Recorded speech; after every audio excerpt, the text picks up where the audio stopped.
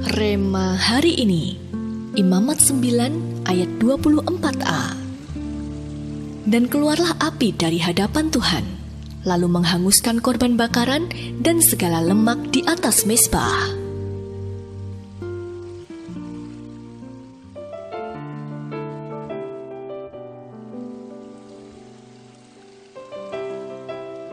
Ada kalanya kita mengalami keterpurukan dalam kehidupan kita, terutama di waktu-waktu ini ketika pandemi melanda dan semuanya serba terbatas.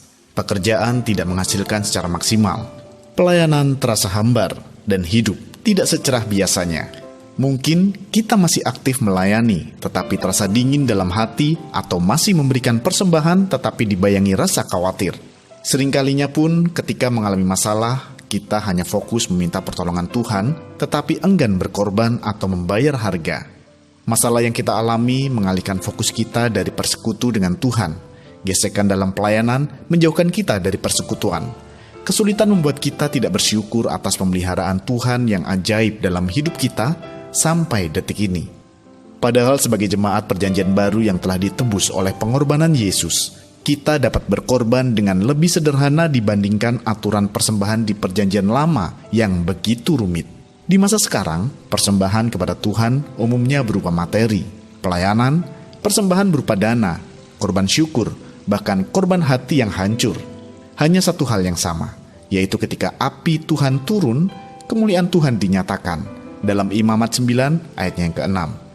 Api Tuhan yang turun membakar korban persembahan menjadi api yang membangkitkan iman, memurnikan hati, menghangatkan kembali hubungan yang beku, serta membakar semangat hidup jemaat, termasuk dalam melayani dan bekerja.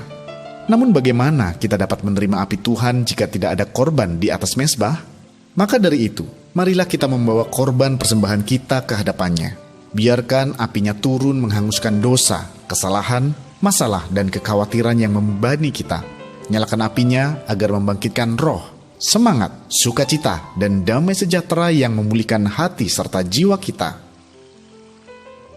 Mengapa api Tuhan harus turun dalam hidup Anda? Bagaimana caranya agar api Tuhan turun? Korban apa yang dapat Anda bawa ke hadapannya?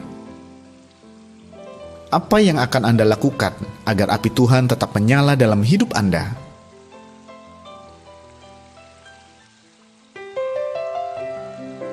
Tuhan Yesus, kami mau mempersembahkan korban terbaik kami.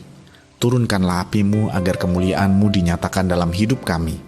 Di dalam nama Tuhan Yesus, kami berdoa. Amin. Agar kita menerima api Tuhan, kita harus berani berkorban bagi Tuhan.